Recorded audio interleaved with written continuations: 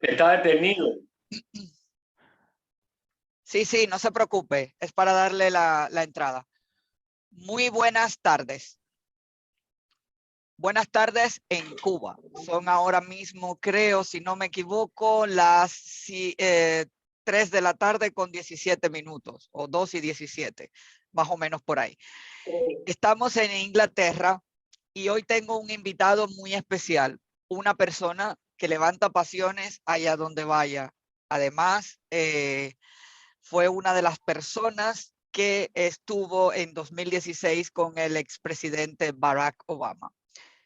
Él es el historiador y politólogo y ensayista, doctor Manuel Cuesta Morúa, portavoz del Partido Arco Progresista. Ha escrito numerosos ensayos y artículos y publicado en varias revistas cubanas y extranjeras, además de participar en eventos nacionales e internacionales, como por ejemplo en el año 2016 que recibió el premio John Ratio, que además ha traído mucha cola a ese premio que otorga el Woodrow Wilson Center.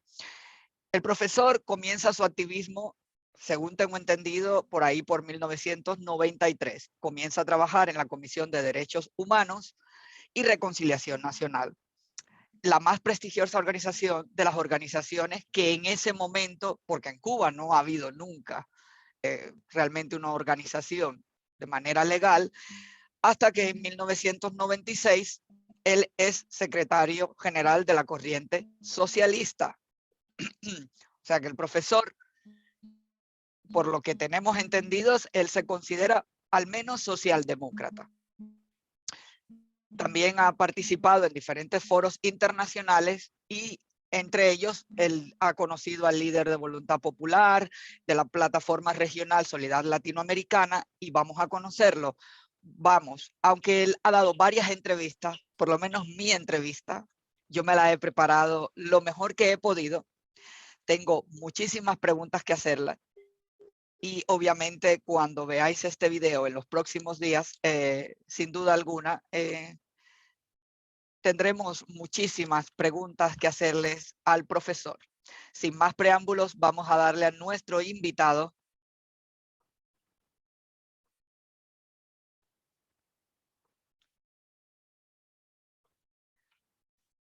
la bienvenida. Bienvenido, profesor.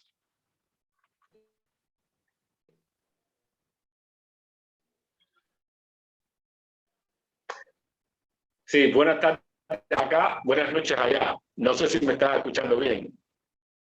Gracias por lo del Le profesor, escucho con gracias. interferencia, pero bueno, intentaremos.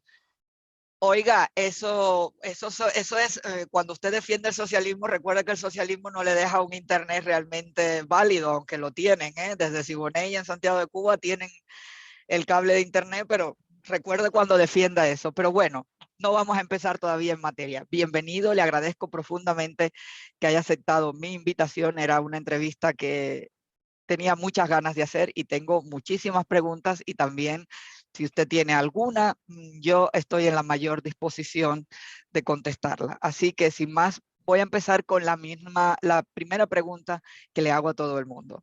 Ya se la hice en su día, tal, Díaz-Canel, todos sabemos lo que significa. Profesor, yo he hecho una reflexión que me gustaría compartir con usted acerca de lo que, en mi opinión, yo considero que es socialismo. Y a partir de ahí me gustaría que usted empezara a profundizar sobre ello, para conocer un poco de su proyecto, Arco Progresista y otro 18, creo entendido. Te Y escucho realmente civilmente. yo, Trato de estar en por la otro teléfono. práctica, Realmente se en la congela. práctica, sí, en la práctica el comunismo no podría haber funcionado porque se basa en premisas falsas sobre la psicología humana, en la ignorancia de la economía, en la vasta biblioteca de la teoría comunista, las comprendidas obras idiotas de Marx. Él solamente dedicó un capítulo a los seres humanos que trabajen e innoven, es decir, los esfuerzos sean eficientes. El comunismo es un plan de robo, profesor, sancionado moralmente, y dividir lo que otros han creado en la conciencia de las economías no funciona. En vez de riqueza, Miren, Cuba es un hecho histórico indiscutible ahora, pero eso ni siquiera ha llevado a la izquierda a tener dudas. Cuando usted defiende que es socialdemócrata, exactamente quiero lograr entender cuál es su concepto, profesor.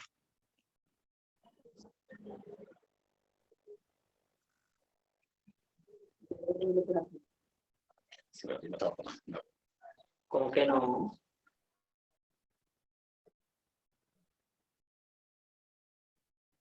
Ya ve que te están...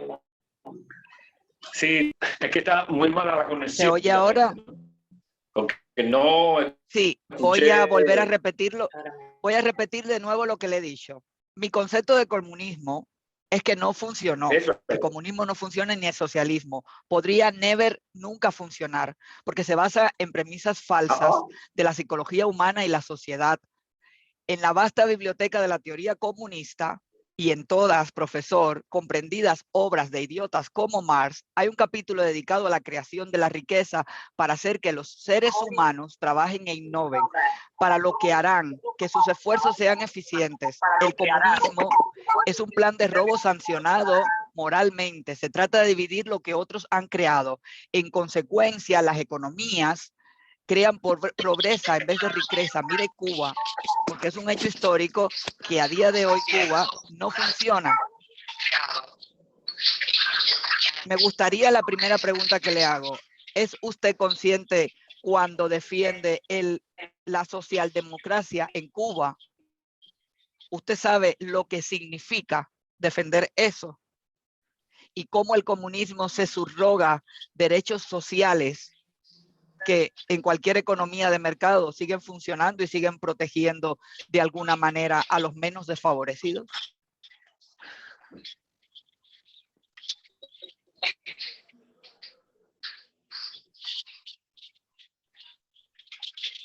Y te respondo. No sé si me estás viendo ahora. Le escucho, le Por aquí, escucho. ¿no? Porque estoy en otro teléfono. Sí. Excelente, sí. Bueno, te decía, mira, creo que tu pregunta mezcla y confunde cosas. El marxismo no es la base de la socialdemocracia. Si bien la socialdemocracia histórica empezó también siendo marxistas, en una fecha ahora tan lejana como 1885, uno de los principales pensadores de la socialdemocracia, de origen austriaco, de apellido Bernstein, lo que hizo justamente fue romper con la visión que tenía Marx de cómo llevar adelante la sociedad. Eso fue en 1885. Más adelante, más cercano a nosotros, no quizás a ti, un poquito más cercano a mí, 1955, la socialdemocracia en el Congreso de un país relativamente cercano a donde tú estás, Alemania, el Congreso de Frankfurt, rompió definitivamente con el marxismo. Y eso significa muchas cosas. Bueno, de hecho, que la socialdemocracia no defiende el socialismo, la socialdemocracia no defiende el socialismo.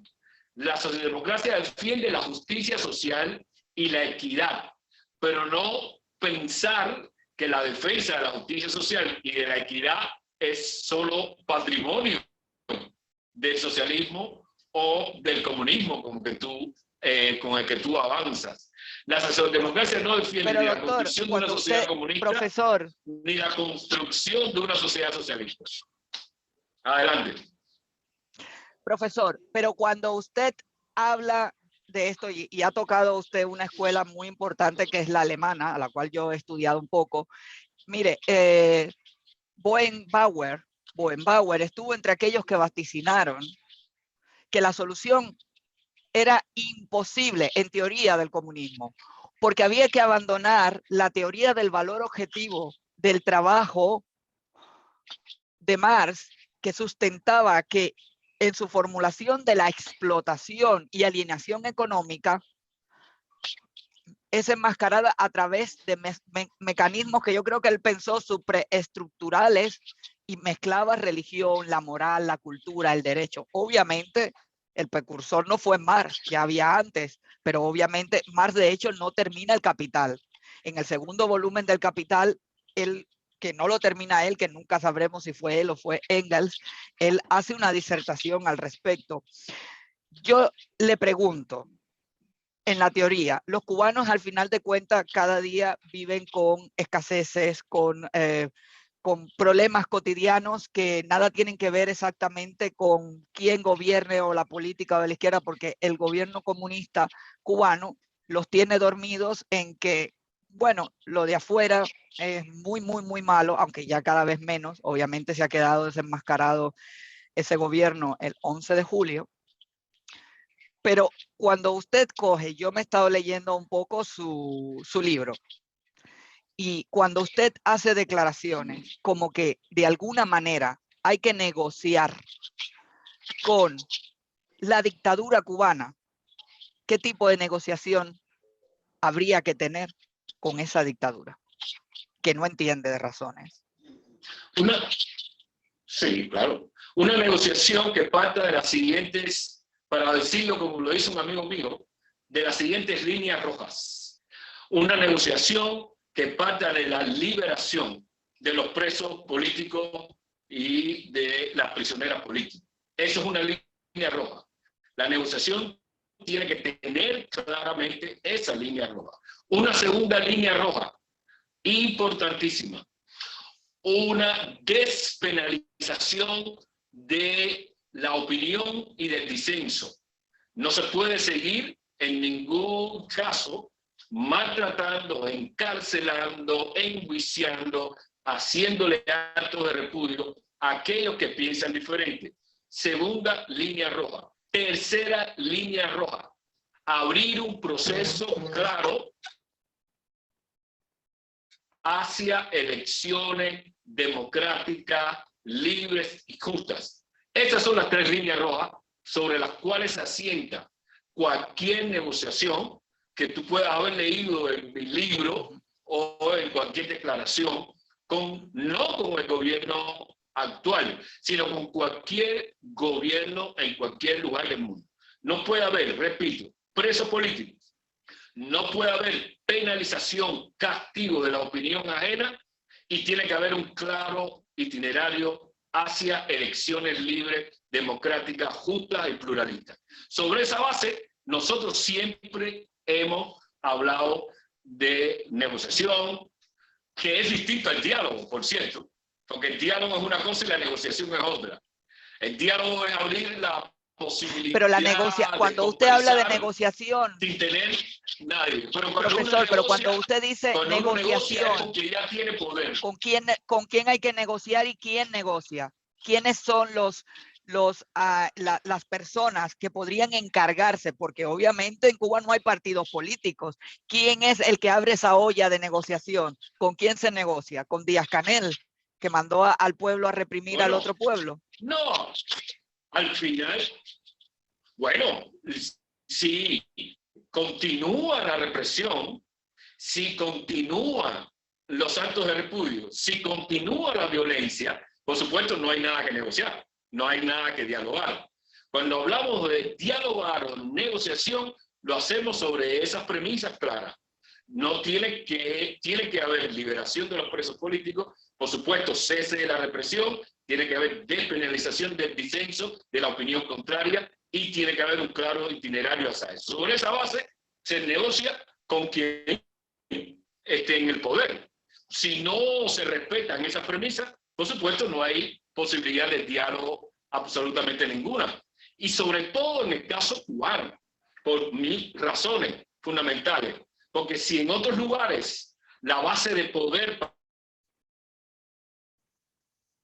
para el diálogo es que se representan actores, que se tienen armas, en el caso cubano, las únicas bases creíbles para una negociación es esa premisa. Si eso no queda claro, por supuesto, no se puede avanzar en un diálogo, en una negociación. Por ahí es por donde va todo lo que tú puedas haber leído, todo lo que puedas haber escuchado o todo lo que pueda haber reflexionado en torno a la posición que nosotros sostenemos. Quiero que sepa que yo cuando me hice este proceso investigativo, realmente me volví a leer El Capital de Carlos Marx. Hice algunas reflexiones al respecto y me leí su libro. Adelante. No le voy a decir que al 100%. Óigame, pero terrible. Pero, exactamente. Pero yo intento que esta entrevista sea enfocada de manera como se lo hice en su día al creador del Pacto Social, de una manera pedagógica, pero también hay preguntas que usted levanta, usted suscita mucha polémica dentro de Cuba. Usted es como una papa caliente dentro de la oposición cubana que tiene 3 personas a su favor y 200 en contra. Eso no pasa nada. Eso no pasa nada, ¿vale? Yo le puedo decir yo que, por ejemplo, si algún día Cuba fuera libre, que si un día fuera Cuba libre, y esto es a modo personal, yo estaría en la oposición del partido que usted tenga, socialdemócrata.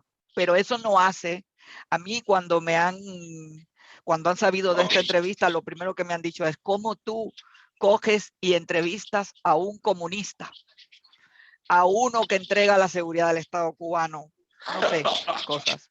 Y yo le digo, de la misma manera que yo podría entrevistar, le digo, debe ser que yo tengo dulce con los socialistas, porque entrevisto a Junior, entrevisto a unas cuantas personas y los de derecha me deben tener mucho miedo. Y mira que yo los busco, pero no se dejan. En cualquier caso, yo voy a intentar siempre, yo leer chismorreos, en realidad nunca me han interesado. Es decir, alguna vez yo he leído algún artículo de Diario de Cuba o alguna cosa de esta. Esto en realidad para el pueblo, el ciudadano cubano, esto no tiene mayor importancia porque al final de cuentas, Cuba hoy tiene una dictadura que está apoyando a otra dictadura que está asesinando y masacrando a niños en Ucrania.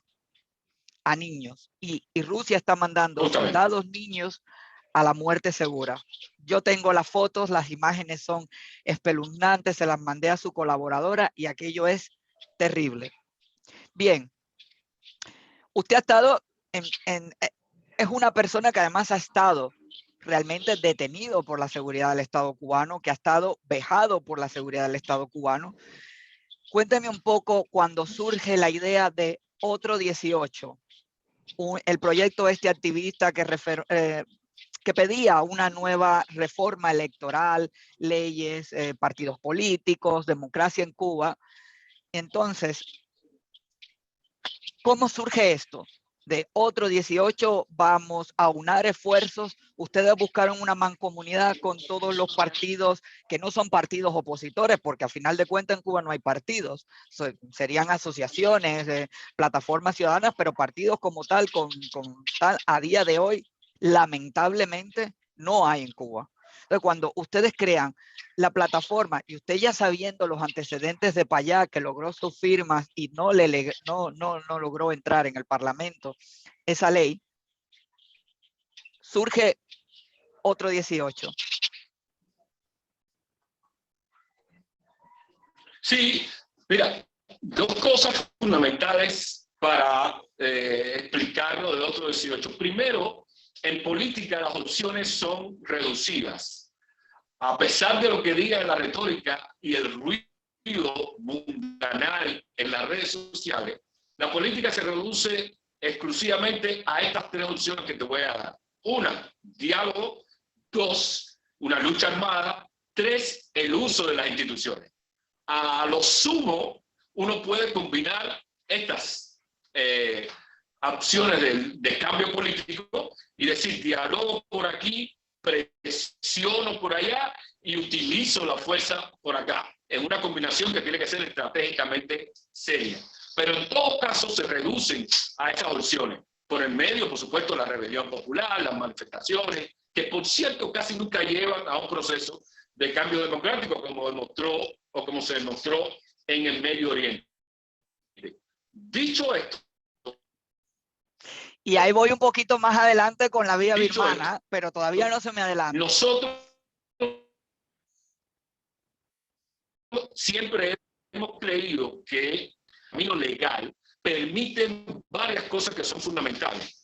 Una de ellas es conexión con la ciudadanía. Y es por eso que abrimos la plataforma Otro 18, buscando específicamente cuáles eran las oportunidades que tenía la ciudadanía. Y encontramos que había una, y que todavía existe.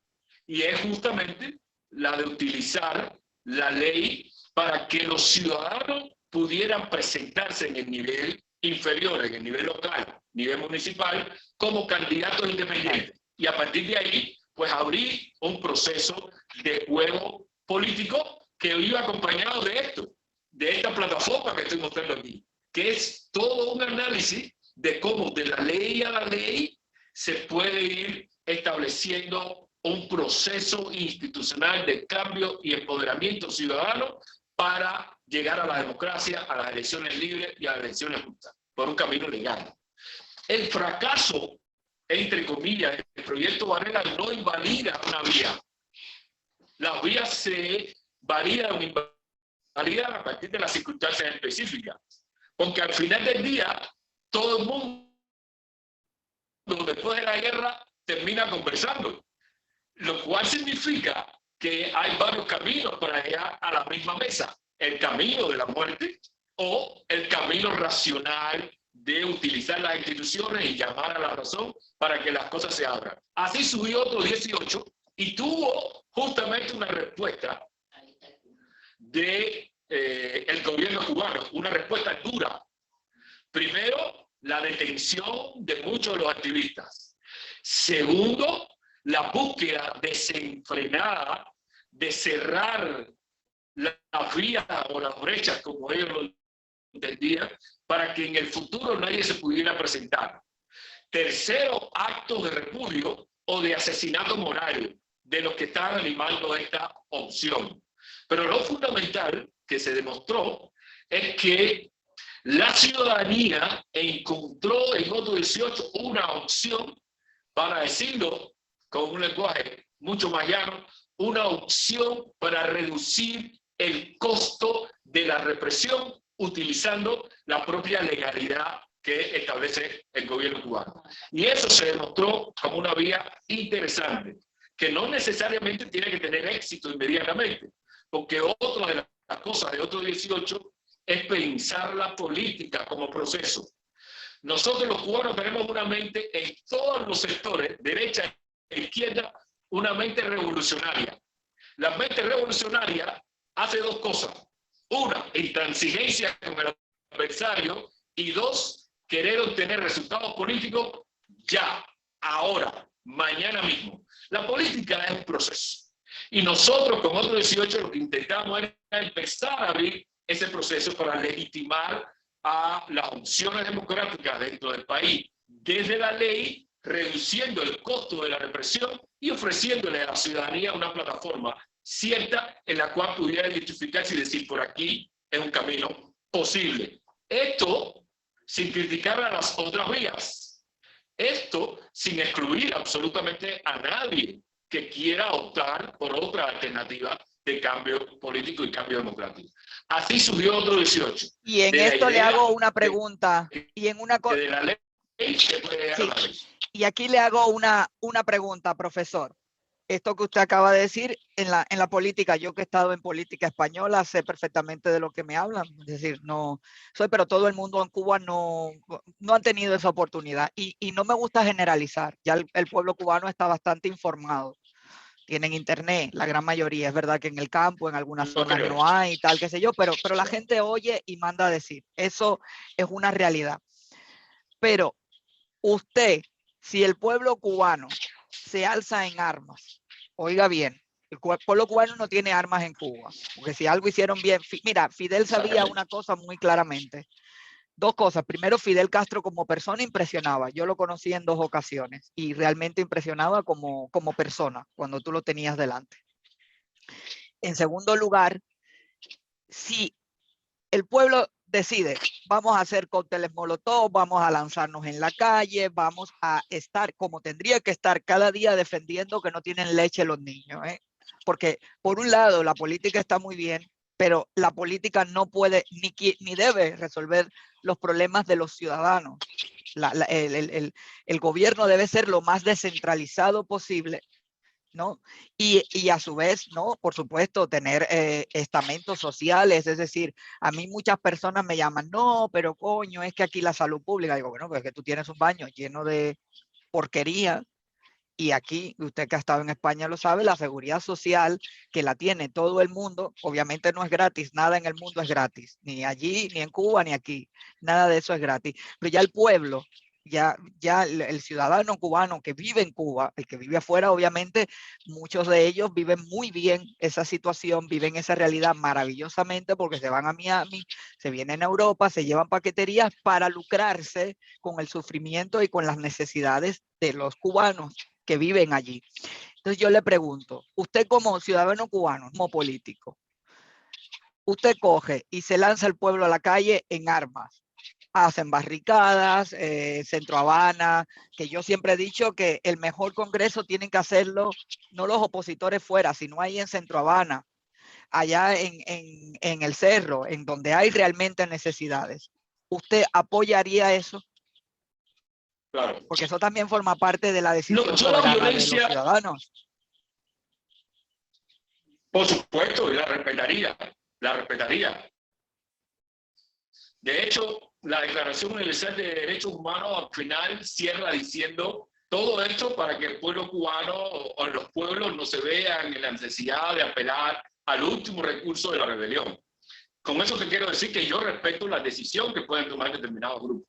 Al mismo tiempo te diría que en mi caso particular y de las opciones que le presento, no creo que la violencia pueda llevar justamente a lo que queremos, a que se resuelvan los problemas de la leche, a los problemas de la mesa de los cubanos, los problemas de la necesidad. No creo que la espiral de violencia lleve a ese camino. Por lo tanto, si esa opción se presenta, yo aprovecharía la oportunidad para decirle a la gente, hey, calma, esa energía podemos convertirla, no la disipen, no destruyan la energía, vamos a convertir esa energía en una opción mucho más creativa, pacífica, que sea la que nos dé los resultados para lograr que la mesa esté llena, que las madres no estén llorando del día a día por la falta de leche para sus hijos, que los ancianos ahora mismo tengan mayores opciones. Siempre vamos a creer que las vías pacíficas son justamente las que van a solucionar eso. Pero respeto, obviamente, la decisión soberana de Centro Habana, si decide alzarse, y del Cerro, si también decide acompañar a Centro Habana, más La Habana Vieja, más Santiago de Cuba, San Pedrito, si San Pedrito y Santiago de Cuba o Chicharrones deciden hacer eso, ahí yo estaría invitándole a utilizar esa energía por vías pacíficas, que va a tener mucho más resultados. De hecho, pero ahí le pregunto, profesor, ¿en nombre de quién, cuando usted dice yo invitaría, en nombre de quién usted invitaría? Porque el pueblo cubano es muy diferente en muchas zonas. Es decir, cuando usted dice yo invitaría, yo, Cuesta Morúa, bueno, sí, le conocen muchas personas, pero otras personas no, y dirán, ¿quién es este tipo que me dice a mí que nada más tengo un diálogo? ¿Qué tal? ¿Qué sé yo? Cuando yo lo que tengo aquí es a los 4 niños que están con calzoncillo en la calle jugando, que no tengo dar que comer y tal. En nombre, eso es lo que yo me refiero, y voy ahí para luego ir a otras cosas mucho más polémicas, y voy a hablar de la C40 y del pacto social, pero ¿en nombre de quién usted se autodenomina yo hablaría o yo diría? ¿En nombre de su plataforma, de su grupo, de quién? En nombre de, por supuesto, una vez establecido el consenso con ellos, por el nombre de dos plataformas, en nombre de Alto Progresista, le diría, nosotros somos una pequeña expresión política socialdemócrata que cree en la vía pacífica para el cambio democrático, y en nombre de ello vengo a conversar con ustedes. Eso por un lado. Por otro lado, hablaría luego de un consenso en nombre del Consejo para la Transición Democrática en Cuba, que es mucho más amplio que Acto Progresista y tiene un número de organizaciones, tiene una filosofía y un plan de acción. En nombre de los dos, diría, mire, aquí vengo a conversar con ustedes. Creo que la vía pacífica, la vía de utilizar todas las energías de manera pacífica a través de la ley, del derecho y de la demanda pacífica en las calles, puede llevar a lo que nosotros necesitamos y queremos. También en nombre de 50.000 ciudadanos que ya han firmado algunas de las propuestas que nosotros estamos impulsando, que están de acuerdo con esa alternativa y esa línea, vamos a decirle así, con esa hoja de ruta para lograr la transición democrática en Cuba. Es decir, que no estaría hablando en nombre personal, ni siquiera tienen que conocerme, sería yo un vocero de unas opciones, pero no a título personal. Yo, como persona, soy un ciudadano más de este país, al lado de otros tantos ciudadanos, de esos que tienen 3 niños descalzos, o de otros que tienen una situación peor, o de muchas madres a las que acabo de conocer y con las que estamos trabajando, que tienen a sus hijos presos ahora por el movimiento 11 de julio, por las manifestaciones del 11 de julio. Ahí yo soy un ciudadano más, pero al mismo tiempo puedo ser vocero de estas. Pero usted es un ciudadano más que hablaría con los represores. Usted es un ciudadano más que hablaría con los represores, que dialogaría con las personas que con un palo, con clavos, le golpearon a los jóvenes el 11 de julio. Yo no lo juzgo. Al contrario, yo, es decir, me gusta conocer yo tenía muchas ganas de conocer, es decir, el diálogo con alguien que sabe perfectamente cómo vivimos en libertad, que conoce perfectamente cómo meterse en las instituciones, que el comunismo al final y el socialismo van medrando las instituciones democráticas para hacerse con ellos con el poder, porque el comunista quiere para sí mismo lo que no quiere para otros. No digo yo que usted sea comunista, pero socialdemócrata. A mí me cuesta entender cómo después de 63 años viviendo en esa mentira utópica y tal, hay que tener algún diálogo con las personas que además el 11 de julio, y eso que usted lo ha tocado, las familias quedaron aún más marcadas por la fragmentación, demostrando una unidad y un aplomo a veces conmovedor. Las familias, en primer lugar, deben comenzar a organizarse y organizar sus reclamos. El deber de la sociedad civil es acompañarlas y apoyarlas en sus iniciativas, pero yo pienso siempre que el detonador del cambio y las ideas, cuando las defienden, cuando es verdadera y es justa, siempre es buena.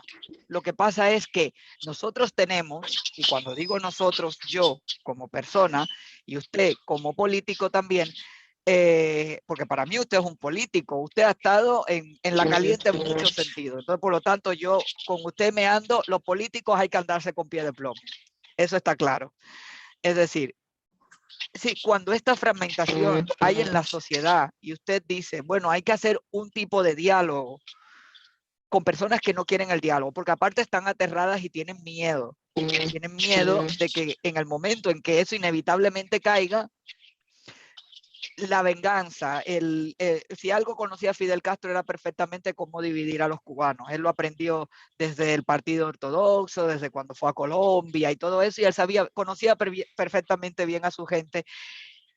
Quitamos la dictadura cubana, vamos a ponernos a imaginar, pero ¿cómo se articula dialogar con alguien que debería pasar, yo en lo personal, por la pena de muerte, con los que tengan sangre? Pero a nivel, es decir, ¿cómo se puede dialogar con alguien que ya Obama intentó dialogar, que ya Obama intentó hacer acciones concretas y no ha dialogado? Y ahora están apoyando de nuevo al dictador porque, claro, tienen que chupar de la teta, ya la de Venezuela no da todo lo que ellos necesitan, tienen que volver con los rusos que le han dicho, le han condonado recientemente una deuda. Entonces, ¿cómo se defiende dialogar con ellos? Mira, el diálogo no es solo una cuestión moral. De hecho, los que han criticado durante mucho tiempo las opciones de diálogo se basan fundamentalmente en estos argumentos que tú das. El diálogo no es solo una opción moral. El diálogo es casi la única opción para salvar la decadencia de una sociedad fragmentada, la posibilidad de que esa sociedad pase a otro nivel, a otra dimensión. El diálogo es una opción. Míralo y miremoslo desde el punto de vista negativo. ¿Qué opciones tenemos para, de alguna manera, echar adelante un proceso de cambio en el que no haya ganadores o perdedores, sino que la mayoría sean ganadoras? Siempre va a haber un ganador y va a haber un por la perdedor. justicia, Ellos han supuesto, estado 63 años. pero que las mayorías sean ganadoras es lo que nosotros tenemos que garantizar. No reducir la posibilidad del diálogo a una visión muy personal, cuando lo que está implicado es la vida de muchos actores, de una sociedad entera, de muchas familias. Creo que la reducción moral del diálogo al orden personal es lo que permite decir, no diálogo con estas personas que de alguna manera durante tantos años, 63, demasiado exageradamente, se han mantenido en una posición cerrada, absolutista, dictatorial, incluso ya en la actual fase en una posición estrictamente tiránica en relación con la sociedad cubana. Si uno lo reduce al plano personal, está claro, pero si uno lo imagina en un plano más colectivo, que implica familias, sectores, sociedades, demografías distintas, implica a las mayorías, uno no puede denotar una herramienta como el diálogo de esa manera, en que sigue siendo denotada. Eso desde el punto de vista de las opciones políticas, pero desde el punto de vista del realismo político, yo siempre le pregunto a algunos amigos, ¿dónde es que no se dialoga? Porque allí donde hay conflictos duros, como Israel y Palestina, ahora mismo, donde hay el conflicto, que es un conflicto humanitario y de humanidad, en ambos sentidos, en Ucrania con la invasión rusa, incluso allí los actores racionales de la comunidad política internacional, incluso los implicados, hablan, se sientan y tratan de buscar una negociación.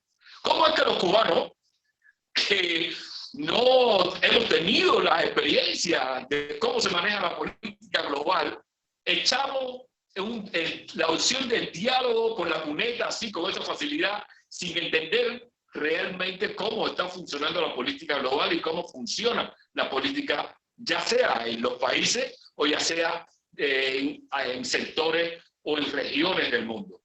Se empieza por el diálogo y se puede terminar por el diálogo de una manera pacífica. Se empieza por los conflictos y se termina en el diálogo. Entonces, si yo tengo la oportunidad de evitar que la situación llegue al conflicto que ha llegado, por ejemplo, en el Medio Oriente, o que está llegando, que ha llegado desafortunadamente ahora entre Rusia y Ucrania, si yo tengo la posibilidad de desactivar el conflicto a través del diálogo, ¿por qué voy a animar el conflicto para después terminar en el diálogo? Porque al final vas a terminar en el diálogo, si somos serios, obviamente.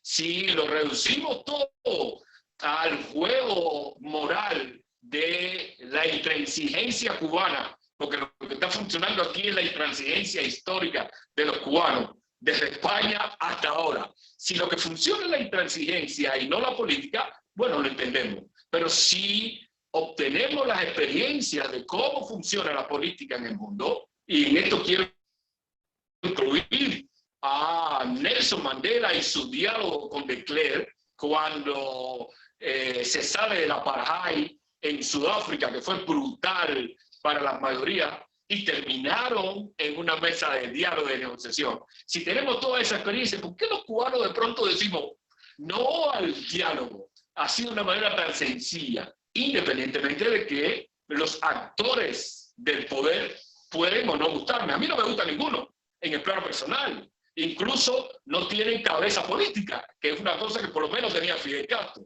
Pero ellos no tienen ni cabeza política, no tienen liderazgo, no tienen legitimidad y mucho menos tienen visión de país. Prácticamente y escasamente tienen una visión de poder. pero no tienen una visión de Estado, una visión de país, liderazgo, ninguno, ni la inteligencia política que hace falta. Sin embargo, no es una cuestión de que me guste o no sentarme con ellos, es una cuestión racional de que el diálogo es un instrumento que no deja opciones si uno quiere una solución pacífica de los conflictos y quiere desactivar posibles conflictos que suban por el camino. Por eso es que he defendido siempre el diálogo, con las condiciones que te decía inicialmente. Yo no me sentaría, incluso porque quiero que me respeten, si yo me siento a dialogar con mi adversario y le digo, no, no importa que tú tengas presos, no importa que le estés haciendo un acto de repudio a Sailí González en Villa Clara, no importa que no deje entrar a Anameli Ramos al país, vamos a sentarnos, vamos a hablar, mira, ya se trataría no solo de la cuestión de la dignidad del diálogo, sino de la dignidad personal y de la inteligencia política, porque no me van a respetar. Si yo me siento a conversar sin condiciones, el poder no te respeta. Pero una cosa es esa y otra cosa es deslegitimar el diálogo, demonizar la negociación, satanizar a las personas que lo hacen. Yo tengo un amigo a la derecha dentro de Cuba, no menciono su nombre porque no me dio autorización, con el que tengo una conversación personal muy abierta, independientemente de su posición, muy abierta, y tomamos vino juntos porque a ambos nos gusta tomar vino. Y yo le digo, tú tienes que tener tacto a la hora de desvalorizar el diálogo, porque cuando desvalorizas una herramienta, sin darte cuenta, estás desvalorizando a las personas. Si demonizas el diálogo, demonizas a las personas. Por lo tanto, ese amigo no será Sánchez Santa Cruz, ¿verdad? Ni siquiera. Profesor, no será Sánchez Santa Cruz, ¿verdad? No, primero él no está en Cuba ya. Segundo, él no es de derechas. Sánchez Santa Cruz es un hombre socialdemócrata igual. Pero no voy a mencionar su nombre porque no quiero que su nombre aparezca aquí y de pronto se entere, oye, me mencionaste sin avisarme. Eso no me gusta, ¿no? Éticamente hablando. Yo lo pregunté yo si como periodista, una como opción, medio de fuera, pregunto. Está claro. Pero si desmoralizas una opción política, al mismo tiempo estás demonizando y desmoralizando a las personas que lo animan. Y eso no es bueno, porque uno tiene que tener un nivel de conversación con todas las alternativas. Por esa razón, por ejemplo, yo nunca, a lo largo de muchos años, he desmoralizado ni demonizado a los que tienen una opción política distinta a la mía. Muchos dicen, no, porque este es medio comunista, no, yo creo que está trabajado por los servicios de seguridad de Estado, cosas así.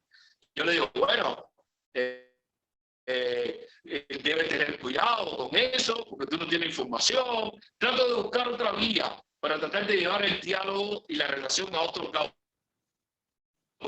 Pero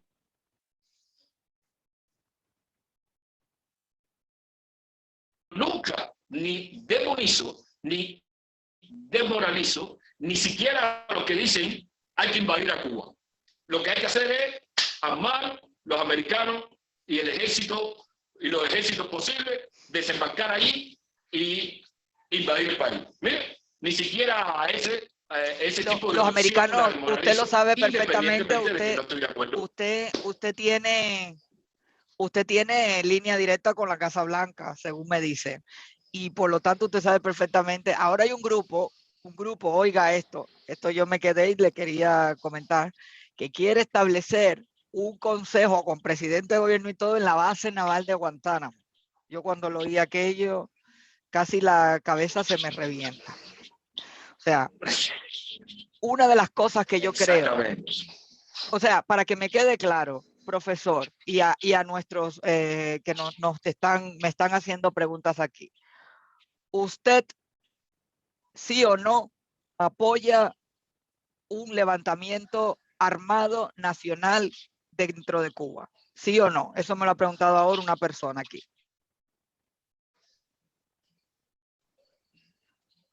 ¿Un levantamiento armado? No.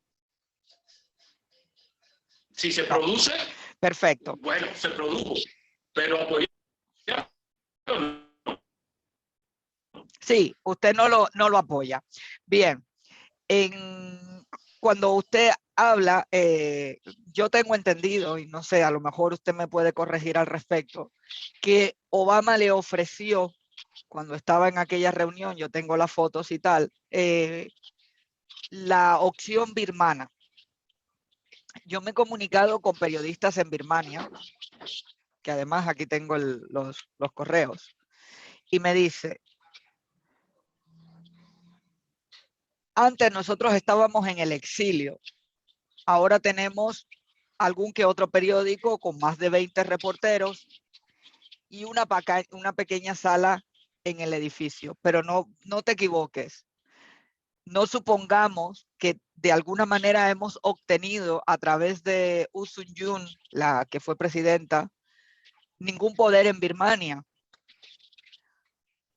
Estamos muy lejos y además de eso tenemos al lado los chinos, que son una filosofía muy distinta a la latina, y Cuba no debería seguir ese ejemplo.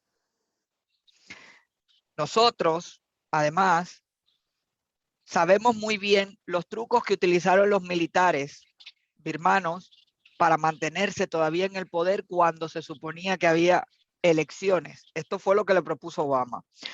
Se necesitaba más del 75% de los votos y además la celebración de un referendo que no se puede cambiar sin el consentimiento de los militares. Pase lo que pase, a los militares siempre le pertenecerán los 3 ministerios: Defensa, Interior y Fronteras. El aparato represivo sigue intacto. Si bien ya no reprime de la misma manera, continúa vigilando, reportando, hostigando. Además de eso, me escribió Wainu, que es de la red de mujeres Rohingya, el cual yo como católica al Papa le reclamo muchísimas cosas, pero eso es otro tema. Pasó 7 años encerrada en una prisión. Fue la universidad que ella considera que fue su vida y declaró hace un año que los Rohingya, que son más o menos 1.300.000 musulmanes, de los cuales ahora mismo cerca de, no se sabe muy bien porque esas no son cifras realmente contrastadas, más de 500.000 siguen en campos, desplazados internos. Y entonces cuando Obama le dice, ustedes deberían valorar la salida birmana, se hace referencia a la solución de una crisis política en Cuba con características asiáticas, con similitudes a la realidad cubana, pero también grandes diferencias. Por ejemplo, el nombre oficial de Cuba, la separación que ha habido desde 1976 de diferentes áreas cubanas, se van inventando provincias y tal. Es decir, de eso se retrata la vía Birmania. O sea, digamos que de alguna manera más continuidad, más cambio, famoso fraude. Yo no me gusta utilizar esa porque no hay un cambio fraude. Realmente en Cuba tiene que o irse el comunismo o si lo votan hacer una oposición verídica, lo cual yo personalmente ya sabe cuál es mi postura al respecto. Pero le quiero preguntar, ¿es eso lo que Obama quiere para Cuba o quería para Cuba en aquel momento? Mira, te respondo tan sencillo como lo siguiente. En realidad, eso Permiso. Hice lo que no estoy acostumbrada, pedir un poquito de café. me traen un poquito de café, porque yo sin café y sin vino no soy nadie. Te diría que mire, en realidad... Aquí lo tengo yo también. Aquí tiene una botella. Aquí está muy Pues caro. nada, cuando venga a Madrid ya nos café. vamos a tomar algunos vinos. Invitamos a Junior también. Eso es lo único que te voy a pedir de verdad. Te decía, yo creo que eso es un mito urbano, lo de que Obama nos ofreció la salida birmana como una solución. Para nada fue exactamente así. Y como sabes, estaba yo allí. Cuando salió en boca de nuestro compatriota y muy respetado Guillermo Fariña, esa idea de que había una solución birmana, que después mucha gente se hizo eco, creo que no estaba respondiendo a la realidad de cuál fue la conversación en ese punto. Yo le pregunté al resto de los que estaban ahí, porque a lo mejor yo no escuché o no entendí bien, y ninguno de los que estaban presentes allí vio que Obama nos hubiera ofrecido una solución a la birmana, entre otras razones, porque Obama se ha cometido miles de errores, eso está claro, pero uno de los que no comete es la tontería política, ¿no?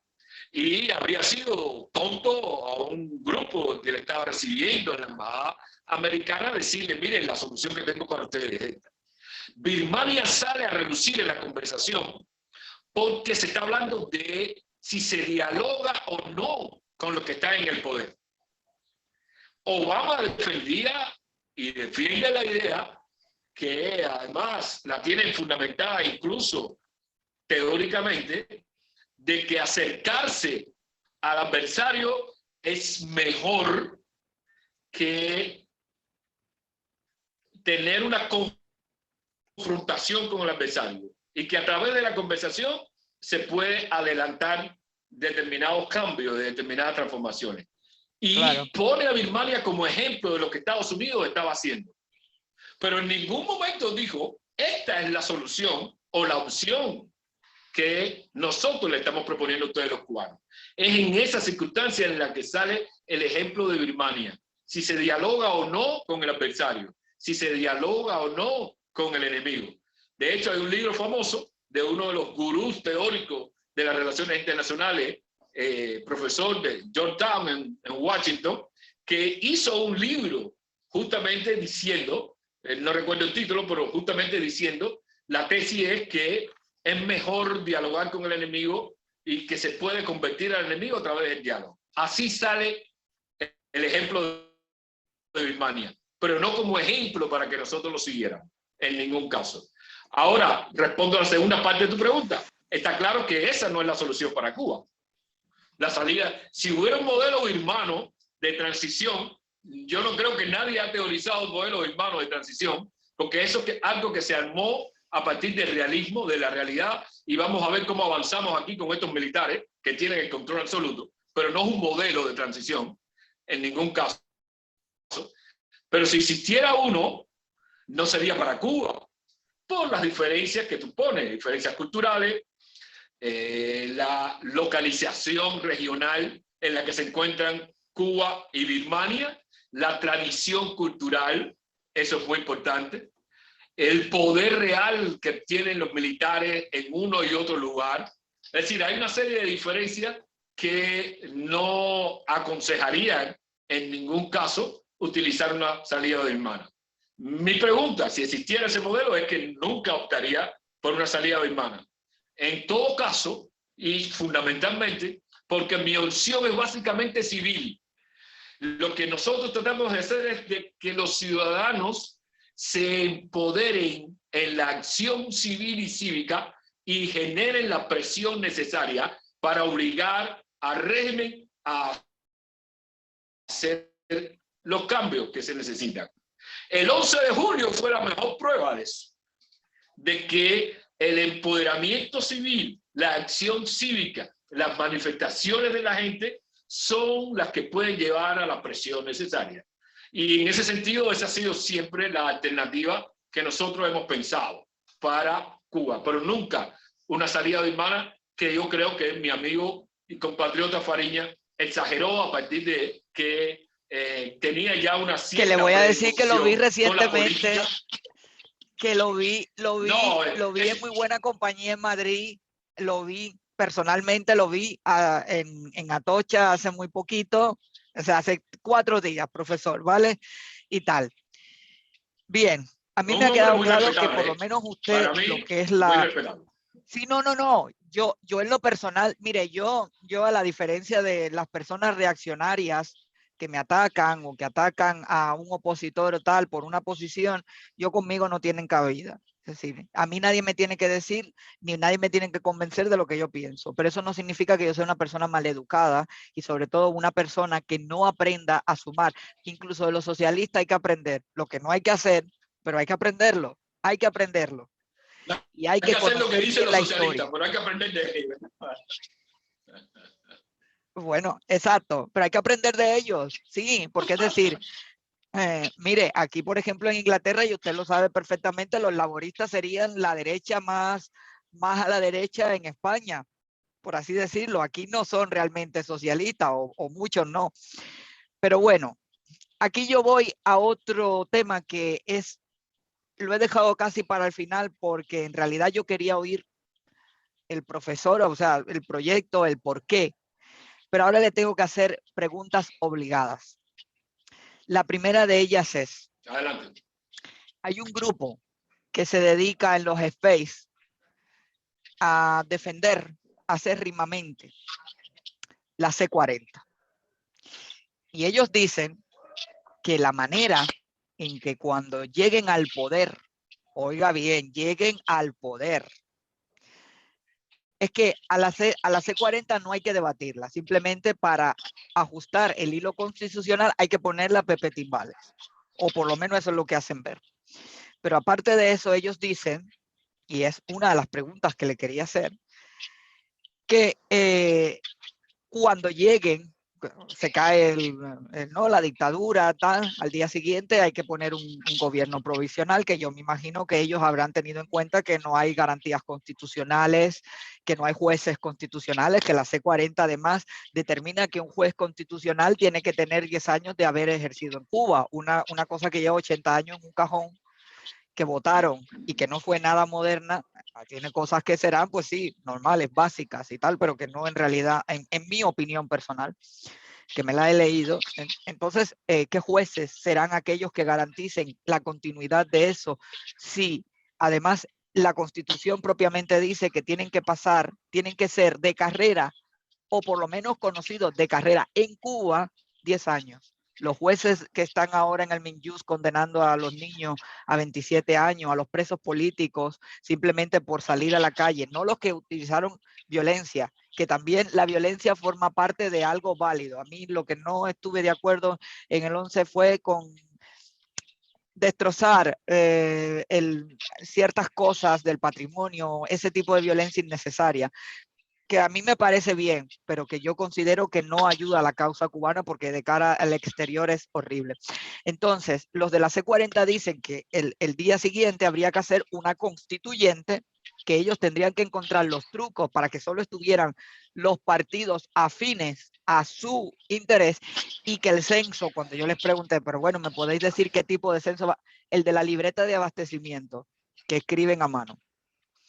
Entonces le hago una pregunta. ¿Cree usted, y luego le voy a preguntar por el pacto social, ¿cree usted que realmente la C40, los cubanos deberían tomarla para que ese supuesto hilo constitucional del que ellos hablan, del ciudadano, no sé qué, debería realmente los cubanos tener a la C40 como el prototipo para una nueva democracia en Cuba?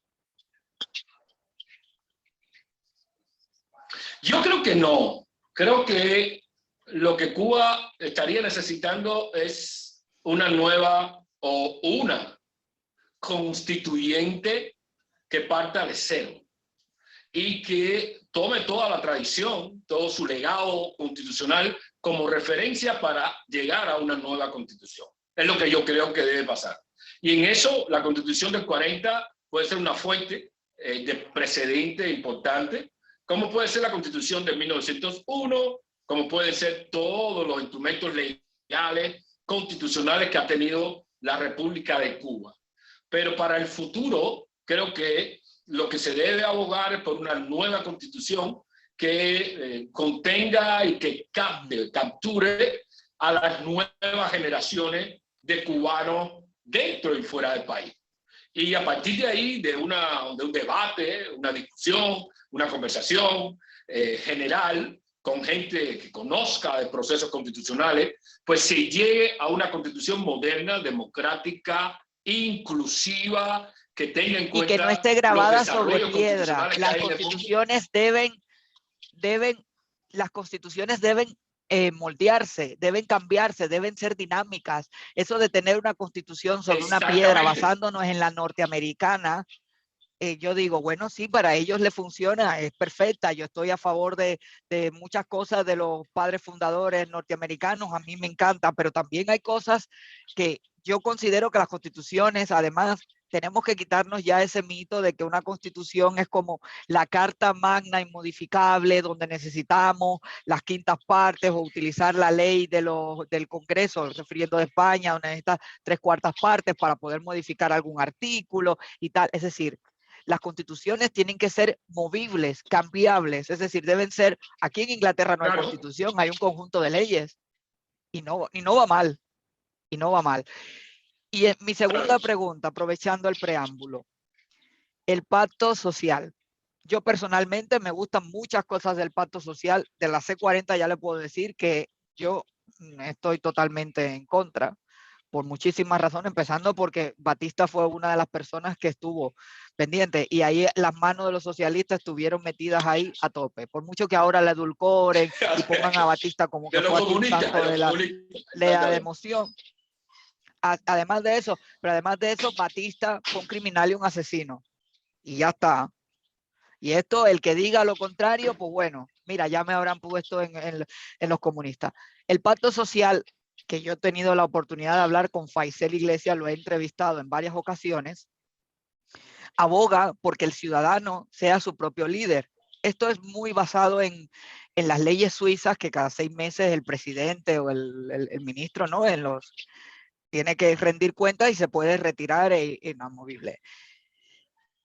¿Qué opina usted del pacto social? Pues yo sé que usted conoce el pacto social. O sea, ¿por qué no el pacto social? ¿Por qué no algo donde el ciudadano tenga realmente, de alguna manera, en teoría, el poder de cambiar a los gobernantes, no cada 4 años, sino cuando presentemente cambie la situación, cuando se demuestre que esa persona está cometiendo actos tal? Yo, por ejemplo, lo único que me choca del pacto social es que yo estoy a favor de la pena de muerte para los violadores que son poco reinsertables y para ciertos y determinados crímenes probados. Cuando me dicen es que ahí queda siempre la duda de tal, no, obviamente algo claro y preciso, y me baso en que como mi experiencia de enfermera, cuando yo estaba estudiando enfermería, estuve en una cárcel haciendo prácticas y sé que los depredadores sexuales son muy poco reinsertables, da igual que tengan 30 años en la cárcel, al final de cuentas cometen delitos contra la infancia. De hecho, hace 3 días hice un programa acerca de la violencia sexual en las niñas de Brasil que fue desgarrador en Madrid. Entonces, yo le pregunto, ¿por qué el pacto social no podría encontrar ese engranaje? ¿Y cuál sería el proyecto que usted, Cuesta Morúa, le propone ahora a los cubanos? Que conozcan, para que a partir de aquí, de cuando yo lance esta entrevista, ellos se pongan a buscar y a saber, mira, lo que él dijo tal, esto me gusta. No va a conseguir y abarcar a todo el mundo, pero ¿cuál es su proyecto? Y sobre todo lo que opina del pacto social. Mira, en principio te cuento que conozco bien a Faisel, un hombre muy culto, un conocimiento constitucional magnífico, siempre superable, pero magnífico. Y inicialmente yo firmé el pacto social en el sentido y en la dirección de ir buscando consenso entre diversos actores sociales para llegar a un proceso, y con esto te adelanto por dónde vamos, llegar a un proceso entre todos los que de alguna manera imaginan el establecimiento del derecho, de las libertades fundamentales, de la ley, y llegar a un consenso hacia una nueva constitución. Y por ahí es por donde vamos nosotros, buscando un nuevo proceso constitucional. Le llamamos una constituyente ciudadana que dé como resultado una nueva constitución. Y aquí, hablando de nueva constitución, establezco cuáles son, no que me oponga, pero cuáles son mis diferencias con el pacto social. Ahorita tú hablabas de las tradiciones. El pacto social, tal y como lo imaginó Faisel, parte de la tradición sajona, pero a partir de la tradición anglosajona, parte de el tipo y el modelo de sociedad y de cultura anglosajona. Es distinta a la nuestra. La nuestra tiene una tradición constitucional en la que primero una élite directora, por repetir a alguien, imaginó nuevas constituciones cada vez que era posible, desde Jimaguayú, La Yaya y todas las demás, hasta la 40, en la tradición constitucional que nace al mismo tiempo de nuestra tradición cultural. Y en esa dirección, lo que me parece posible y necesario es retomar esa tradición, pero dándole más papel a la ciudadanía. Si bien, y voy a tomar la referencia a la Constitución del 40, la Constitución del 40 fue debatida en la radio, no había internet en aquella época, creo que afortunadamente, pero fue debatida en la radio y los ciudadanos tenían algún tipo de información. La Constitución del 40 nace de los partidos políticos, básicamente, de un pacto constitucional entre distintos partidos políticos.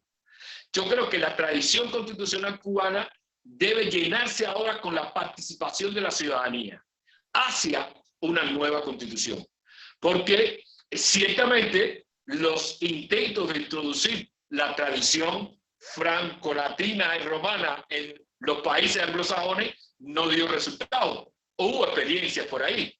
De modo que no daría resultado tratar de introducir en un proceso tan importante como un proceso de ley y constitucional otra tradición que no va a resultar y va a chocar con las tradiciones que nosotros tenemos. Es por eso que yo, sin oponerme, porque si la mayoría de los cubanos mañana se despiertan y dicen pacto social sí, pues la mayoría decidió. Pero mis reparos, mis matices con el pacto social son justamente de que debemos nosotros asumir la tradición constitucionalista cubana, que es muy rica. Date cuenta que nosotros tenemos una tradición constitucional en medio de la guerra. Ninguno de los que echaron adelante la guerra imaginó pasar por encima de la ley, al mismo tiempo que estaban pensando, diseñando la guerra, estaban pensando y diseñando la constitución. Eso es una tradición que nosotros tenemos que tomar. También se mataba, y también si en esas tradiciones, y también profesor, en esas tradiciones también se mataban entre ellos.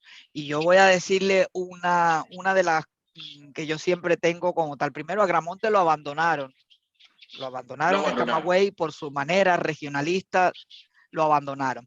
Pero aparte de eso, una vez, casi al final de la contienda del 95, cuando fallece Martí, Antonio Maceo, que estaba, voy a decirlo en cubano, bien empingado con Máximo Gómez, con Martí, lo sacó del campamento y lo puso a dormir sin escolta afuera, sin seguridad, porque tuvieron ahí ese encuentro entre ellos y aquello terminó como la fiesta de Guatao. Yo he visto en Madrid, en la Biblioteca Nacional, las cartas, algunas que tomaron están allí, y realmente siempre tenemos el aquel de encumbrar las tradiciones y de alguna manera usted sabe que según como lo veamos en el tiempo, vamos edulcorando un poco los mártires, porque necesitamos tener ídolos o necesitamos personas que de alguna manera afiancen la identidad.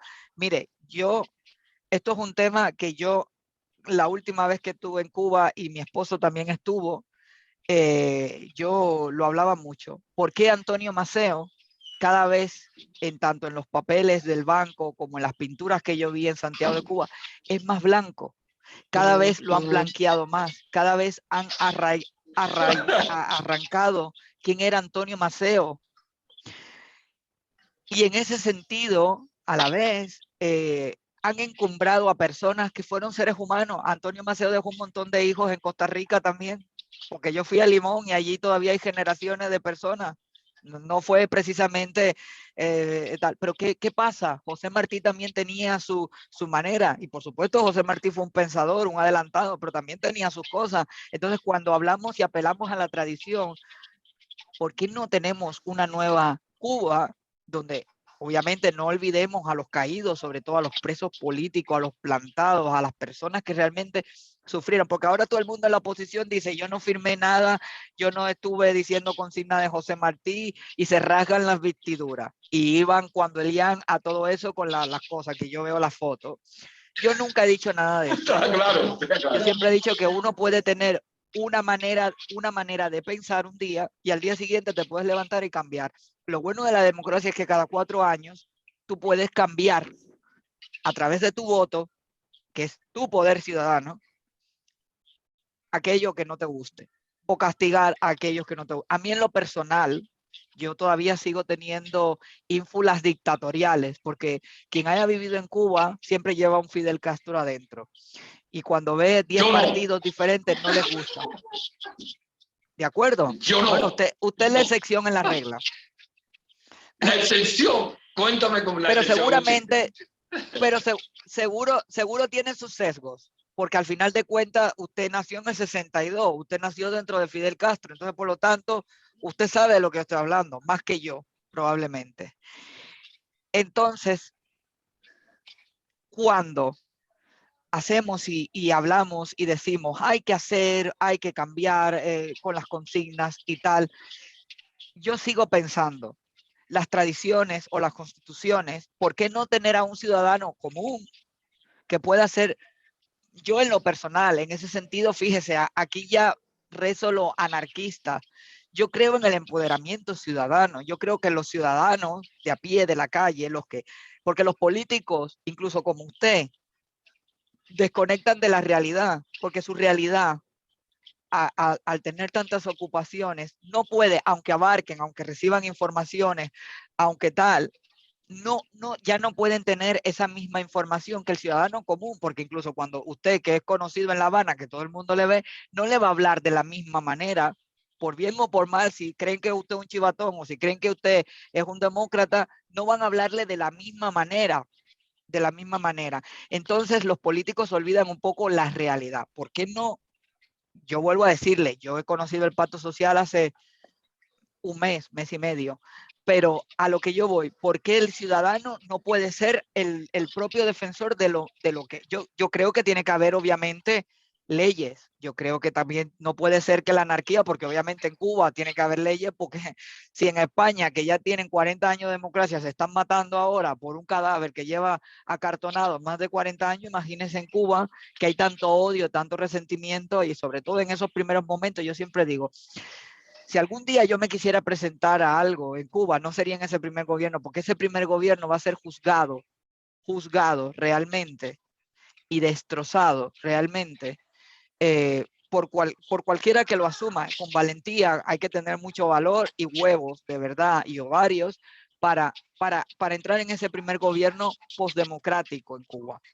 Pero profesor, ¿por qué en vez de una constitución tradicional que sí, que apela a los valores, ¿por qué no tenemos al ciudadano como el empoderado que puede designar las personas a cargo? Y tampoco pasaría nada por ello, y probablemente hagan una gestión mediocre o no. ¿Por qué tenemos siempre que tener como una manera estructurada de pensar las cosas? Y yo le pregunto a ustedes de su experiencia, que me dé un consejo político. Aunque no son excluyentes, no son excluyentes. De hecho, te reitero y repito, la propuesta nuestra va hacia una constituyente ciudadana. La dirección de que el empoderamiento de la ciudadanía sea el que establezca la regla del juego del país, tan sencillo como eso.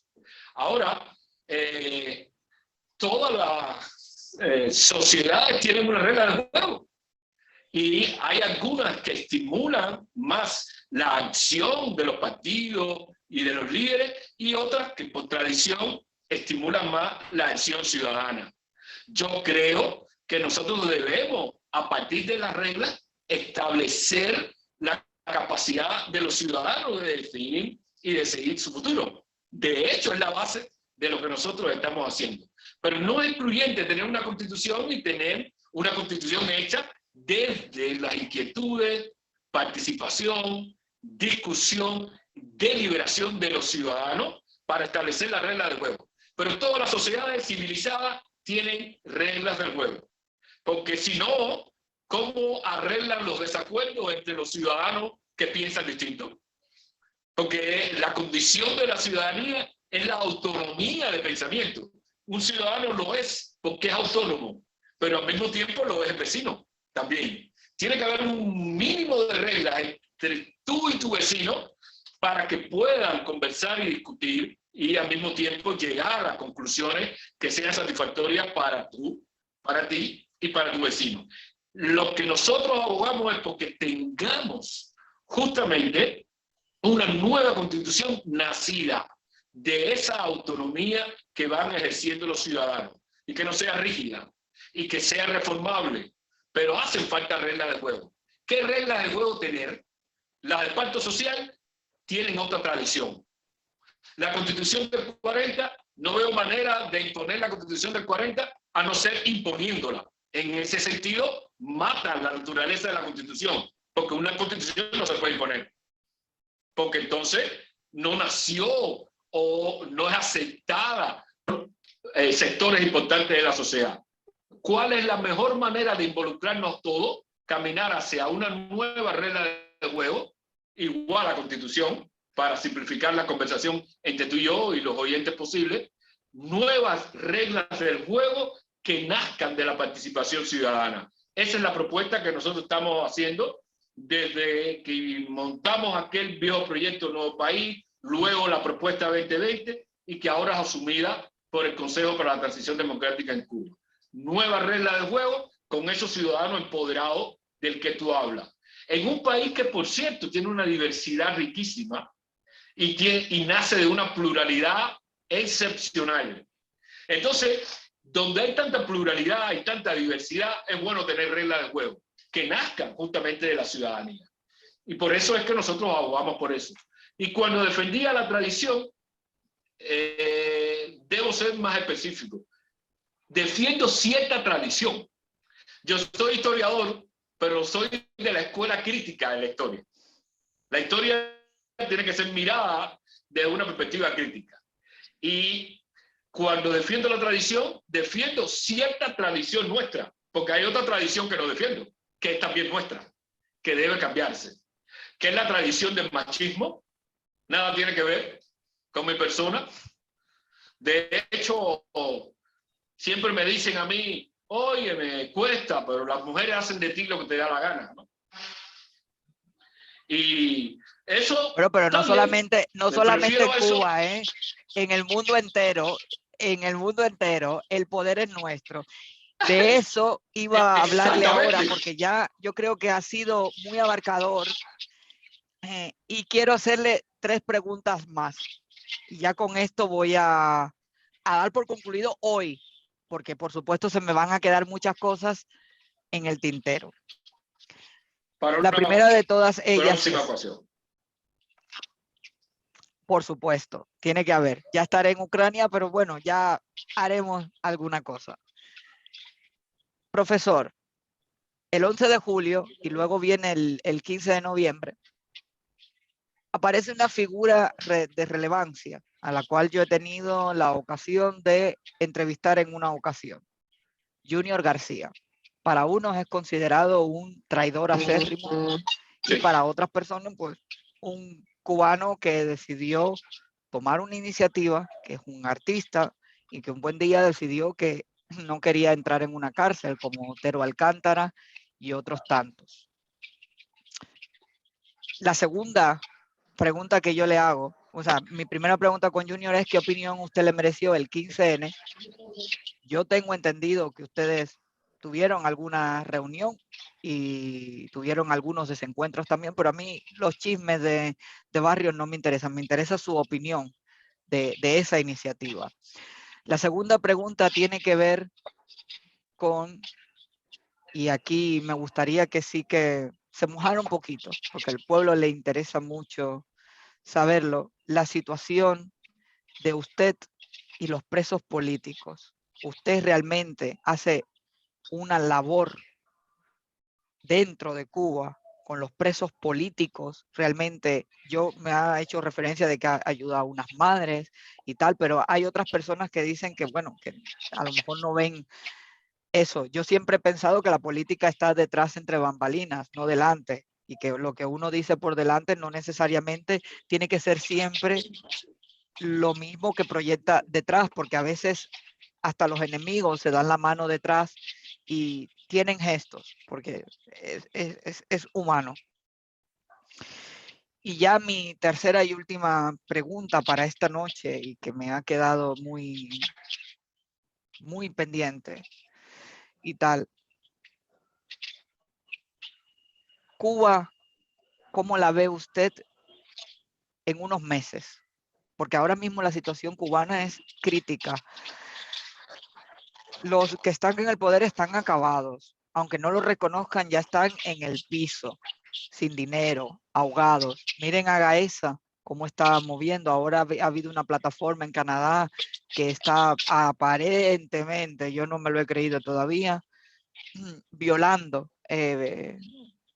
las cosas del banco cubano, el BCC.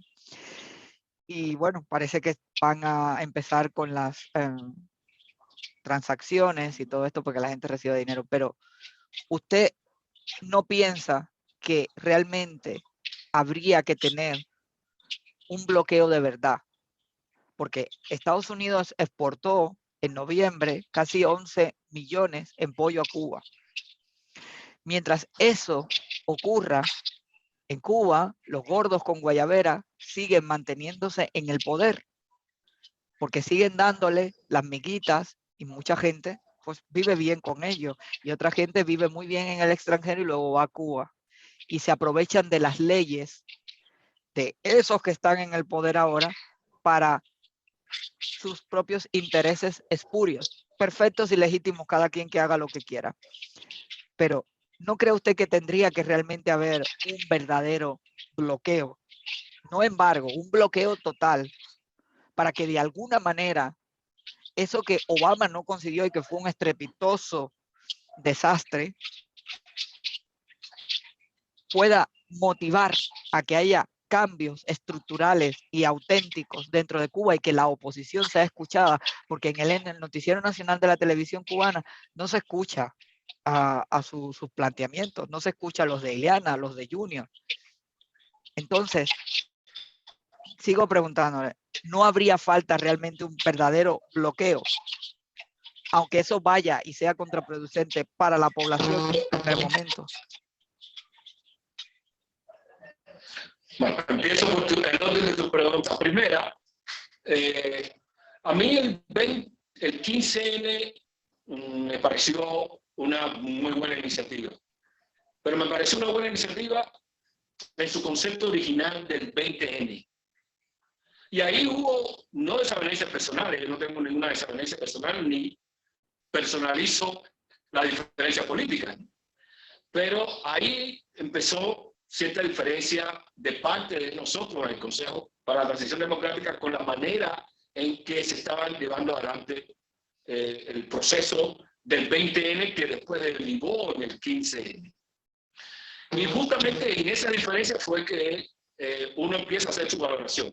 Junior me parece un buen cubano, un muchacho inteligente, pero que no tenía el liderazgo de la experiencia. Le faltó el liderazgo de la experiencia a la hora de asumir una iniciativa de esa magnitud que aparecía en la estela o en la consecuencia del 11 de julio. Porque el 15, 20N, para mí, que es el momento más auténtico de la iniciativa, nace en la estela y como consecuencia de la jornada de julio. Y eso requería un liderazgo de experiencia, con un mejor sentido de lo político, no solo con inteligencia, sino con un mejor sentido de lo político. Y creo que eso fue lo que falló un poquito o un poco en el liderazgo de Julio de Junior frente a esta iniciativa. Y la falta de esa experiencia política se vio, en la falta de esa experiencia política, se vio sobrepasado por los hechos. Y creo que tomó la decisión que creía que debía tomar. Yo no lo considero un traidor, ese no es mi lenguaje en la lucha cívica, eso es traidor, pero no, su liderazgo no estuvo a la altura de los acontecimientos. Y creo que la salida que optó, muy respetable, refleja la importancia que tiene unir capacidad, liderazgo con la experiencia política a la hora de diseñar acciones de esa magnitud que pueden terminar en el camino y en el punto que terminaron. Más allá de eso, creo que es una decisión personal que tomó. Segunda pregunta. ¿Qué hago por los presos políticos? ¿Qué hacemos por los presos políticos? De todo y mucho. Lo que no hay que confundir el ruido mediático, básicamente el ruido de las redes, con la acción cívica a favor de los presos políticos. Pero te digo dos cosas. Una, desde el Consejo para la Transición Democrática estamos trabajando con alrededor de una veintena de abogados en un proyecto que se llama Proyecto de Ley de Amnistía y Despenalización del Disenso. Le puede gustar a uno, a otros no, pero estamos trabajando en esa dirección y pronto ya tendremos ese proyecto, que como están trabajando muchos narizones y narizonas, abogados, en esto pues hay que buscar el mejor consenso para tener el documento más riguroso. Y estamos trabajando también con gente que nos apoya en el exterior. Eso lo estamos haciendo desde el Consejo para la Transición Democrática y yo personalmente estoy implicado en eso. Segundo, estamos trabajando con una asociación de familiares de presos, de madres y de presos políticos de conciencia del 11 de julio. Estamos trabajando con ellos, le estamos apoyando, le estamos dando asesoramiento y pronto ya saldrá a relucir esta asociación que, como entenderán, se va creando en la marcha, porque estos son familiares que no tienen experiencia cívica. Lo que tienen es el dolor de sus hijos, de sus esposos, de sus nietos, pero no tienen experiencia cívica. Y como se sabe perfectamente también, muchos son gente humilde, de barrios humildes de todo el país. Por lo tanto, el trabajo con ellos también tiene un elemento psicológico importante, que no debe precipitarse para que sea eficaz. Pero estamos trabajando también con eso.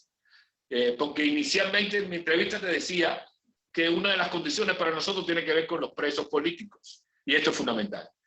Y ahí, en esas dos direcciones, en otras más, pero en esas dos direcciones estamos trabajando y yo personalmente estoy implicado junto a otros que están trabajando en esa dirección.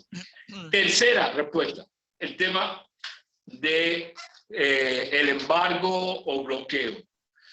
Tradicionalmente, lo sabe perfectamente bien, yo he estado y he sido contrario al embargo y al bloqueo. Para mí no existe bloqueo en Cuba. Lo que existe es un embargo, pero no me ha parecido una herramienta política eficaz para lograr lo que se pretende lograr. Y es por eso que me he opuesto justamente a esta política de embargo, no bloqueo. Tú planteas la posibilidad de un bloqueo total. Yo creo que eso puede llevar a un estallido profundo, pero no necesariamente va a resultar positivo para la sociedad cubana. El 11 de julio, entre otras lecciones, demostró una cosa fundamental, incluso para mi sorpresa, porque yo era de la teoría de que los pueblos con hambre no piden libertad. Y el 11 de julio me demostró que yo estaba equivocado. Los pueblos con hambre también piden libertad, sobre todo si viven en Occidente. Y eso fue una sorpresa importantísima, positiva y muy grata para mí, porque significó un antes y un después. Pero aquí viene la otra lección. Y es que los regímenes tiránicos, como ya lo es el de Cuba, a través de su maquinaria represiva, tienen la capacidad de tratar de devolver a la gente a la lucha por el plato de comida, como está sucediendo ahora, o a la salida del país, como está sucediendo y ahora estimulada justamente por el gobierno cubano. Y eso me lleva a la conclusión de que es bastante difícil que apretar el cinturón lleve a la posibilidad de una salida política y democrática para el país. Porque los principales implicados, que son los ciudadanos cubanos, los que viven en el cerro, en Centro Habana, o en Alamar, donde vivo yo, o en San Pedrito, o Chicharrones, como conoces bien, rápidamente van a buscar la satisfacción inmediata de las necesidades de sus hijos.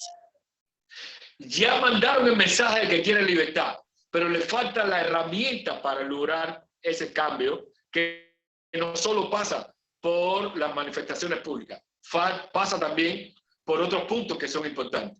Y un embargo, un bloqueo total, lo único que significaría sería aislar mucho más a esa masa de ciudadanos o a ese grupo, a esos sectores de ciudadanos, alejándolo de la posibilidad de cambio. Y en ese sentido yo creo y apelo a soluciones mucho más racionales, como el castigo a aquellos jerarcas del poder que están medrando con las necesidades del pueblo cubano, al aislamiento de esos actores de la comunidad internacional, sobre todo del sector económico, sobre todo de España, fundamentalmente de España, que lo que hace es repetirse en Cuba, que lo único que están tratando es de obtener ganancias. En esa dirección es la que me parece que sería mucho más eficaz empoderando a la ciudadanía, para que la ciudadanía de alguna manera vaya tomando cartas y protagonismo en las demandas. Pero aislarlo totalmente no creo que...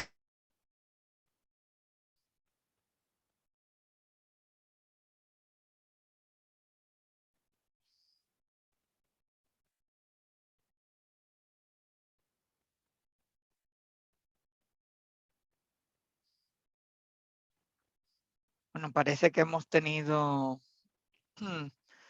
la conexión va realmente... El profesor ha explicado plenamente todo. Ojalá y pueda volver. Realmente ha sido una conversación franca. Yo no había pactado con él ninguna pregunta. Me ha parecido, ya les digo, a mí me encanta que los sociales demócratas me quieran contactar. Yo hablo con todas las personas. Yo hablo con personas. Y eso incluye a políticos y incluye una amplia gama de detalles. Yo en lo personal no apoyo no apoyo una amnistía, porque los cubanos que están presos en Cuba no deberían estar ni siquiera presos por pensar. Y me pongo a pensar en el chico Manuel de Jesús Rodríguez García y su madre, a quien yo tengo un contacto estrecho. ¿Me escuchas de nuevo? Estoy por aquí. Por defender a una dama de blanco. Sí, le escucho, pero no le veo. Lo que le decía, profesor, que yo en lo personal no apoyo una amnistía, porque los presos políticos no deberían recibir un pláceme de un gobierno dictatorial, porque en dictadura no se negocia, no se habla con ellos. Sí. Decía cuando se fue, profesor, no sé si me escucha, que sí, ¿me escucha usted?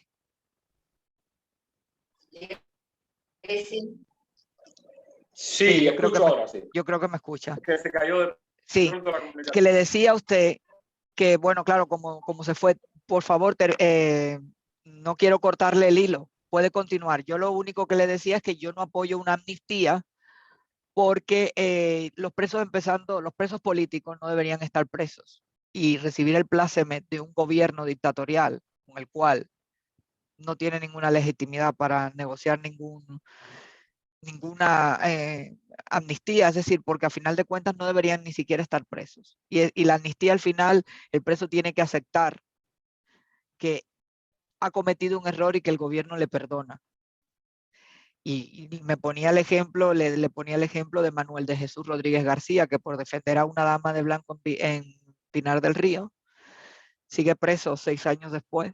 Es un chico muy contestatario. Su madre y yo tenemos una relación muy especial porque ella siempre me está dando los updates, yo siempre le estoy mandando, ha intentado suicidarse en varias ocasiones. En COVID denunció lo que estaba pasando en la prisión de Kilo 5 en Camagüey, en Pinar del Río. Entonces, yo no opino que haya una amnistía. Dialogar, yo con un comunista no dialogaría, pero sí me gustaría que usted terminara lo que estaba comentando.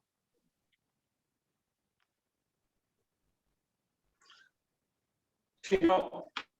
Lo que te decía, respondiendo, casi cerrando la última respuesta, era de que apelar a la herramienta de un embargo, un bloqueo total, lo único que a la larga va a alejar a los actores fundamentales que son los ciudadanos, porque la necesidad puede primar por encima de la demanda de la libertad, como está sucediendo ahora mismo en Cuba. Por eso era que apelaba más al tipo de herramienta que castiga a actores del poder específico, que los aísla, que le manda un mensaje serio y eficaz a inversores económicos como Prima en España, que no tienen sensibilidad. Hay algo por ahí que se llama responsabilidad social corporativa, que todos los inversionistas de Meliá hacia abajo en Cuba lo violan. No lo violan en Argentina, pero sí lo violan en Cuba. Creo que a ellos hay que mandarle un mensaje vigoroso de que no se está de acuerdo y de que puede ser sancionado justamente Totalmente. por estar haciendo negocios explotando al pueblo cubano.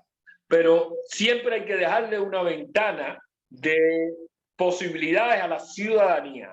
Y esa ventana pasa porque la ciudadanía pueda resolver mínimamente sus recursos, pueda resolver mínimamente el plato de comida para sus hijos. El espejismo, es decir, es la única manera de no convertir el 11 de julio en un espejismo. Los cubanos queremos libertad, ya quedó claro, pero al mismo tiempo tenemos necesidades. Frente a un régimen que tiene poderosos mecanismos para explotar las miserias, que es lo que hace a través del control de la miseria, o mecanismos para expulsar a los cubanos, que es lo que está sucediendo ahora con los miles de ciudadanos que están tratando de llegar a Nicaragua para atravesar. Y eso genera más una crisis de posibilidad y de esperanza que una crisis económica y política para lograr el cambio en el país. En ese sentido es por lo que, y esos son los motivos por los cuales mis opciones no pasan por un mayor... Y me gustaría hacer referencia básicamente a lo de la amnistía, como tú lo hacías, ¿no? Justamente la amnistía no es un perdón. La amnistía extingue, es por eso que apelamos a la amnistía. El perdón es el indulto. El gobierno te dice, está bien, te portaste mal, pero te voy a liberar. Eso es el indulto. Y muchos creen que el indulto también es posible, porque está la situación específica de la familia de los presos. Nadie quiere estar preso. Todos en la sociedad civil, con buena parte, estamos preparados para ir a una prisión. Pero eso no significa que queramos estar presos. De modo que los que están allí tendríamos que también pensar y ponernos en sus zapatos. La empatía hacia quien está ahora con sarna y pasando terriblemente una situación dentro del país, dentro de la prisión. Pero en todo caso, la amnistía fundamentalmente no es un perdón. La amnistía saca, si se produce, a los que están en prisión y al mismo tiempo dice a toda la comunidad internacional de lo que tú hiciste no es un delito. Eso es básicamente lo que diferencia una amnistía de un indulto. Y por eso lo acompañamos con lo que llamamos despenalización en ese sentido, disenso, que es la despenalización de la opinión en ese contraria. sentido, ahí Porque se establece un paralelismo. Que saque a la gente de la prisión y que después la vuelva a meter porque cometió un delito supuesto. Claro, pero ahí se establece un paralelismo. Es que a Fidel Castro le dieron una amnistía y se la dio un Sí, te dictador que era escucho. Batista y luego él se convirtió en un dictador. Es decir, estamos estableciendo, estamos poniendo en el mismo nivel de dos dictadores a los presos que no han tenido armas. Fidel asesinó a soldados matutinamente, con alevosía, con nocturnidad. Entonces, la amnistía sigue la semántica de las palabras, y usted es profesor y es político, la semántica de las palabras no cambia el hecho de que al final tendría que ser el gobierno cubano, el desgobierno comunista cubano, quien de alguna manera libere, sea por amnistía, sea por indulto y tal, a alguien que no tendría que estar preso. Y en ese sentido yo sí que le voy a decir así, es decir, Pero en le cualquier, podemos cambiar la palabra, el concepto, pero sigue en siendo y cualquier dependiendo circunstancia, de un gobierno. en cualquier circunstancia, quien tiene la llave. No, no, no. Hay dos cosas. Hay dos cosas a distinguir. Una cosa es que a mí me gusta el gobierno y otra cosa es que yo reconozca que son los que tienen la llave de las prisiones. En cualquier circunstancia, sea una amnistía, un indulto o una liberación, quien lo haría es el gobierno cubano, porque es el que tiene la llave. Yo no puedo entrar y decirle ahora mismo, como quisiera, a Luis Manuel Otero Alcántara, José Daniel Ferrer, Félix Navarro y a todos los que están ahí arriba, que vengo a liberarlo. Cualquiera sea la modalidad, es el gobierno el que libera a la gente, cualquiera sea. La amnistía justamente lo que busca es decirle al gobierno, libéralo, reconoce que son gente política y al mismo tiempo despenaliza el supuesto delito que están cometiendo. La amnistía tiene esos tres elementos fundamentales. Uno, obligar al gobierno o llevarlo a la situación en la que, si la concede, estaría reconociendo que esta gente está ahí por razones políticas. Segundo, soltarlo. Y tercero, de alguna manera, decir, bueno, realmente por razones políticas. No tiene caso, amiga mía, quien tiene las llaves del combinado Valle Grande, kilo 5, kilo 8, más verde o boniato, es el gobierno cubano. Nosotros desafortunadamente no tenemos la llave, porque si no estaríamos organizando una fuga masiva de los presos políticos. De los delincuentes no, pero de los presos políticos a todos lo estaríamos sacando si tuviéramos la llave. ¿Y ahora? Pues, profesor, en Ahora, esta primera no sé entrevista si creo me que ha escuchaste, sido se te bastante ha moderado de alguna abarcadora. manera. Sí, le escuché perfectamente, le he escuchado perfectamente y creo que el mensaje va a llegar.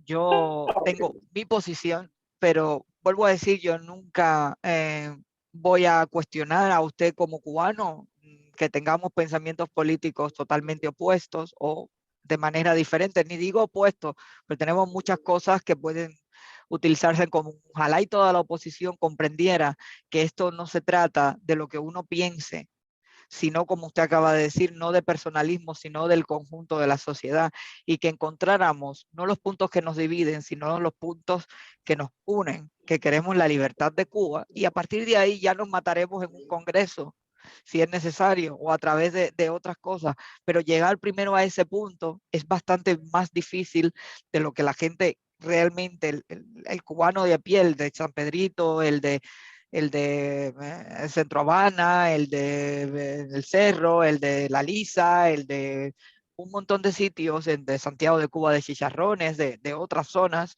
de poblados como Cueto, como Holguín, es decir, lugares que realmente la masividad de la información llega porque alguien le dijo, porque alguien es familiar de un opositor, pero realmente no tienen esa información continua. Entonces yo en lo personal creo que tendríamos que encontrar, todavía usted no ha conseguido eso, yo claro, imagínese, estoy en las antípodas, conseguir que de alguna manera encontremos puntos en común real, es decir, pero no de decirlo, no de salir en una foto del Twitter, sino de, óigame, usted quiere lo mismo que yo, vamos a buscar primero esa manera, ese punto en común. Luego usted se puede posicionar en la derecha, en la extrema derecha, donde usted quiera. Todo es válido, pero siempre dentro de un consenso democrático. Cuando eso se consigue, yo en lo personal creo que al régimen cubano inefablemente e inevitablemente le queda poco tiempo. El tema es, en el momento en que ese régimen caiga, no vamos a volver a repetir, porque Cuba nunca ha sido libre. Cuba nunca ha tenido una verdadera democracia. Nunca jamás. Ni cuando hablan de la C40, ni cuando hablan del 901. Cuba no ha sido nunca libre. Hemos siempre estado supeditados a otros. Y luego fueron los rusos, y luego fue Fidel, que al final, Fidel de comunista tenía bastante poco, pero en realidad él se aprovechó del contexto. Si uno no da, yo me hago amigo del que me puede ayudar. Y así hemos seguido. Entonces hay que conseguir no poner nuevamente a otro dictador en el poder.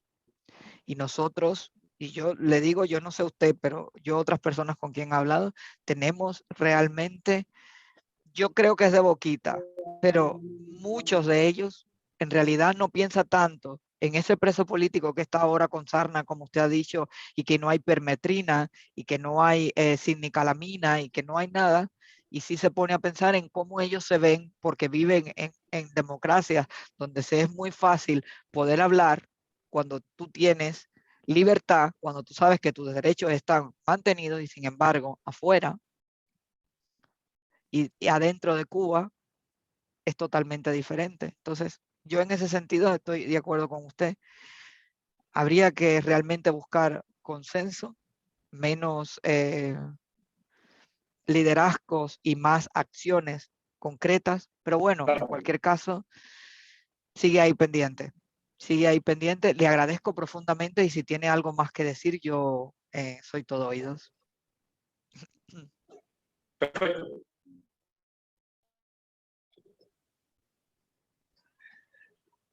Y tú y yo, disculpa que te tutee, podemos ser el ejemplo Puede.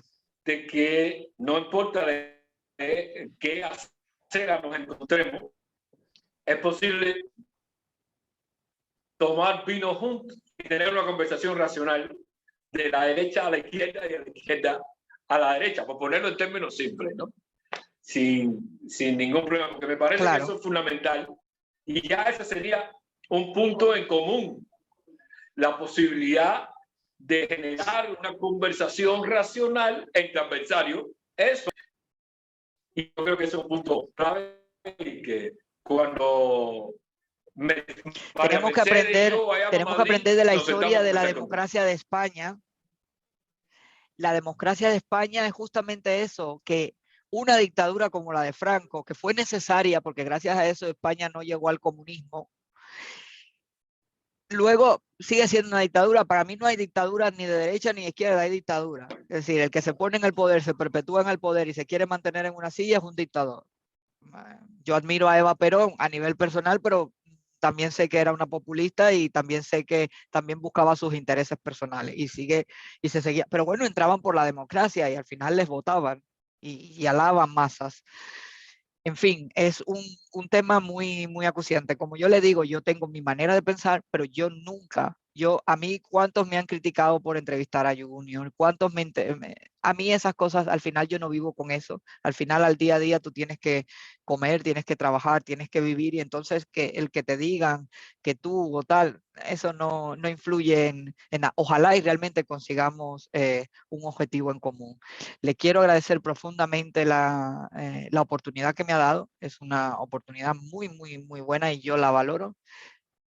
Aprendo mucho con estas cosas, con el contacto que tengo con usted, y le quiero agradecer profundamente que haya tenido la oportunidad de hablar conmigo y sobre todo decirme y darme luz acerca de quién es Cuesta Murúa. Yo lo había visto en entrevistas, pero tenerlo presente y hablar con usted me da una visión incluso más amplia. Muchísimas gracias. Esto ha sido Archipiélago y el profesor Cuesta Murúa. Muchísimas gracias. buenas noches y ojalá este video sirva para eso que hay que conseguir. Que todos los cubanos logremos un punto en común.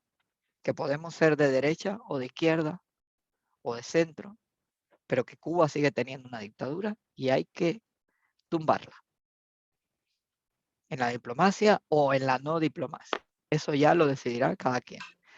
Profesor, no sé si me escuchó, le agradezco profundamente la entrevista, lo cual demuestra que A ti. Cuba tiene esperanza. Yo nunca he pensado en usted como una persona de desentendimiento. Yo hace mucho tiempo sigo sus escritos y tal, no de ahora, de cuando pone Diario de Cuba, 14 y medio y tal, al margen de las políticas, de las líneas editoriales y de que hay cosas de usted que me gustan en su libro y otras que las he reseñado y se me ha quedado muy corto el tiempo para poder reseñarlas, las escribí con un post-it y tal, pero bueno, habrán otras oportunidades. Le quiero agradecer profundamente porque a final de cuentas usted está en el top 10, es el top 10 de la oposición, es decir, mal que le pese a algunos, que le disguste a otros, ahí está usted. Usted es un líder, usted es el líder de su plataforma y eso es bueno. Yo siempre se lo dije a Junior también, le digo, no digan más que no quieres ser un líder. Eres un líder porque cuando has tomado esa iniciativa, ya tú tienes que tomar voz propia. Y cada uno puede ser su propia voz y su propio parlamento para hablar. No necesitamos a nadie, pero ya que estás y tienes relevancia, úsala en la utilidad. Creo que lo está haciendo. Esperemos a ver. Esperemos que algún día podamos tomarnos esta botella de vino. Mientras tanto, yo no sé cómo romperemos el bloqueo y si lo veo en Madrid o lo veo donde vaya, yo o Estados Unidos, donde sea, yo le llevo una botella de un buen vino. No, nada conocido valenciano, pero la verdad que es muy bueno, lo dejo ahí, el Ninot. No le voy a hacer promoción, pero me gusta mucho. Y le agradezco profundamente la entrevista. Muchísimas gracias, A ti. profesor. No, gracias. Gracias a ti. Nos estamos viendo. Muchas Chao, chao. gracias. Chao. Hasta luego. Chao. Hasta luego. Chao.